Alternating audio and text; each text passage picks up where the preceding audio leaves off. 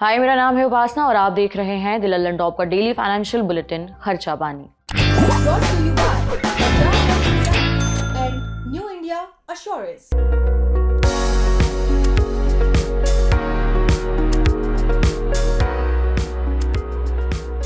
अमेरिकी राष्ट्रपति Donald Trump ने वेनेजुएला से तेल और गैस खरीदने वाले देशों पर 25% टैरिफ लगाने की घोषणा की है।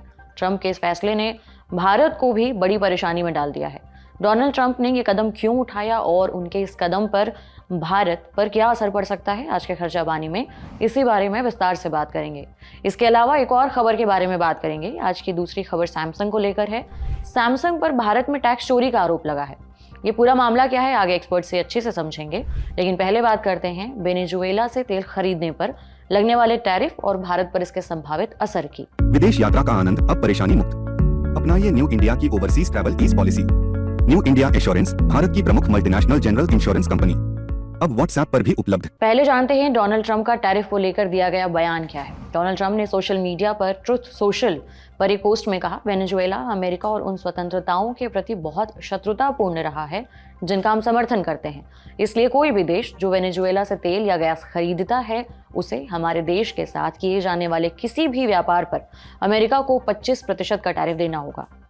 साथ ही ट्रंप ने दावा किया कि वेनेजुएला ने जानबूझकर और धोखे से हिंसक व्यक्तियों और ट्रेन डी अरागुआ जैसे गिरोहों के सदस्यों सहित अपराधियों को अमेरिका भेजा है।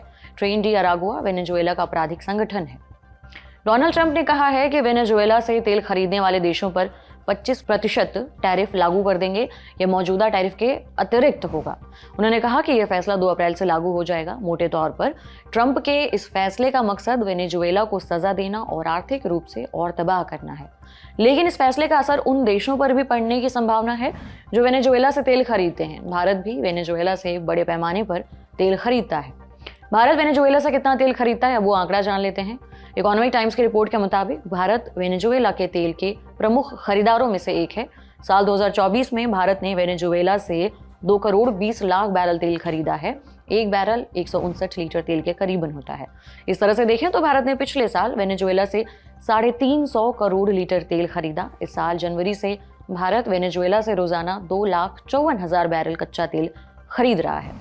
ये वेनेजुएला के कुल एक्सपोर्ट का करीब आधा हिस्सा है। वेनेजुएला हर दिन 5.6 लाख बैरल कच्चा तेल एक्सपोर्ट करता है। वेनेजुएला से तेल खरीदने वालों में रिलायंस इंडस्ट्रीज लिमिटेड सबसे आगे है। ये कंपनी वेनेजुएला से बड़े पैमाने पर कच्चा तेल खरीदती है। दिसंबर 2023 में भारत की सभी निजी और सरकारी कंपनियां वेनेजुएला से हर दिन करीबन 1,92,000 बैरल कच्चा तेल खरीद रही थी। इसमें सबसे ज्यादा रोजाना करीबन 1,27,000 बैरल कच्चा तेल सिर्फ रिलायंस इंडस्ट्रीज खरीद रही थी। रिलायंस को वेनेजुएला से तेल खरीदने में काफ़ी फायदा हुआ है क्योंकि वहाँ से तेल खरीदने पर रिलायंस को काफ़ी सस्ता तेल मिलता है। रिलायंस के अलावा भारत की सरकारी तेल कंपनियां भी पिछले कई सालों से वेनेजुएला से तेल खरीदती रही हैं, लेकिन इधर कुछ महीनों से सरकारी तेल कंपनियों ने वेनेजुएला से तेल खरीदना काफ़ी हद तक कम कर दिया है। अब सबसे बड़ा सवाल ये कि ट्रंप के फैसले का हमारे आपके ऊपर क्या असर पड़ सकता है। भारत दुनिया के सबसे बड़े तेल खरीदारों में से एक है।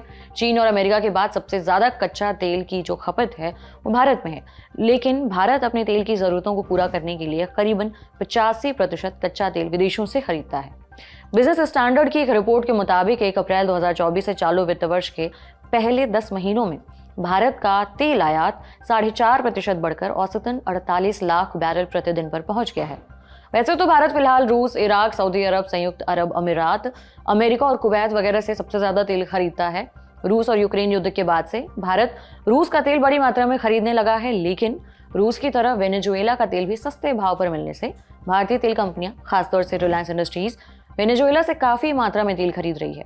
इकोनॉमिक टाइम्स की रिपोर्ट में कहा गया है कि अमेरिकी राष्ट्रपति के 25% अतिरिक्त टैरिफ से भारतीय तेल कंपनियों की खरीद लागत बढ़ सकती है। इसके अलावा सप्लाई चेन भी गड़बड़ा सकती है। इकोनॉमिक टाइम्स की ही रिपोर्ट में बताया गया है कि अमेरिका की तरफ से लगाए गए अतिरिक्त टैरिफ से कच्चे तेल के दाम बढ़ सकते हैं। हालांकि भारतीय कंपनियों के पास कई दूसरे रास्ते भी हैं, जैसे कि अगर वेनेजुएला का कच्चा तेल बहुत महंगा हो जाता है तो ये कंपनियां दूसरे देशों से, खासतौर से रूस से कच्चे तेल की खरीदारी बढ़ा सकती हैं।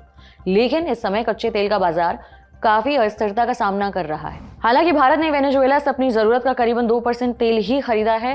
25% एक्स्ट्रा टैरिफ लगने से अगर क्रूड की सप्लाई पर असर पड़ा तो इंटरनेशनल मार्केट में कच्चे तेल की कीमतों में कुछ तेजी दिख सकती है। ऐसे में अगर बाजार में तेल के दाम बढ़े तो इससे भारतीय तेल कंपनियों को महंगा तेल खरीदना पड़ेगा, और अगर उन्हें महंगा तेल खरीदना पड़ा तो वो जाहिर सी बात है कि तेल के दाम बढ़ाएंगी। पेट्रोल और डीजल के दाम में भी बढ़ोतरी देखने को मिल सकती है।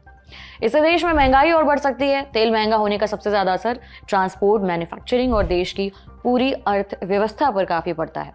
अब दूसरी खबर की तरफ चलते हैं। भारत सरकार ने सैमसंग और उसके अधिकारियों को करीबन 5,000 करोड़ रुपए का पिछला टैक्स और जुर्माना भरने का आदेश दिया है। समाचार एजेंसी रॉयटर्स की एक रिपोर्ट में ये जानकारी दी गई है। सैमसंग कंज्यूमर इलेक्ट्रॉनिक्स और स्मार्टफोन बाजार में सबसे बड़ी कंपनियों में से एक है। इसके अलावा सैमसंग विदेशों से टेलीकॉम उपकरण आयात करके भारतीय कंपनियों को बेचती है। भारत सरकार के एक आदेश में कहा गया है कि सैमसंग ने मोबाइल टावरों में इस्तेमाल होने वाले रेडियो फ्रीक्वेंसी सर्किट सामान पर टैक्स बचाने के लिए गलत तरीका अपनाया। रिपोर्ट कहती है कि इन सामानों को मुकेश अंबानी की दूरसंचार कंपनी रिलायंस जियो को बेचा गया था। सीमा शुल्क आयुक्त सोनल बजाज ने आदेश में कहा कि सैमसंग ने भारतीय कानूनों का उल्लंघन किया और जानबूझकर सीमा शुल्क प्राधिकरण के समक्ष मंजूरी के लिए झूठे दस्तावेज प्रस्तुत किए। सैमसंग पर टैक्स और पेनाल्टी से जुड़ा ये पूरा मामला क्या है, इसे और अच्छे से समझने के लिए हमने टैक्स एक्सपर्ट विनोद रावल से बात की। कि सरकार का ये कहना है, टैक्स अथॉरिटीज का ये कहना है कि तुमने जो रिमोट रेडियो हेड मंगाए थे RRH, वो पूरा डिवाइस है और कंपनी कहती है नहीं, ये स्पेयर पार्ट है। बेसिक झगड़ा इन दोनों का आपस में ये है। कंपनी कहती है कि हमने स्पेयर पार्ट्स हैं, ये कंपोनेंट है, उसका कंप्लीट डिवाइस नहीं है, जबकि सरकार ये कहती है डिवाइस है।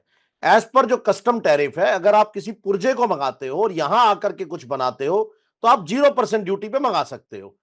लेकिन सरकार का ऐसा कहना है कि ये जो पुर्जा है, ये जो RRH है, ये पूरे का पूरा टावर के ऊपर लगाया जाता है और ये खुद से ट्रांसमिट करता है। और उन्होंने कहा कि 2021 में कंपनी ने खुद से लिख करके सरकार को यह दिया था कि ये कंप्लीट डिवाइस है और ट्रांसमीटर डिवाइस है।